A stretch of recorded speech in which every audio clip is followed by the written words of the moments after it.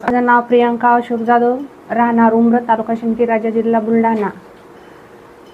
मातोश्री हॉस्पिटलमध्ये माझी ट्रीटमेंट मी पहिल्यापासून म्हणजे 2 महिन्यापासून चालू केलेली आहे. सर पण चांगले आहेत आणि ट्रीटमेंट माझी खूप चांगली केली त्यांनी.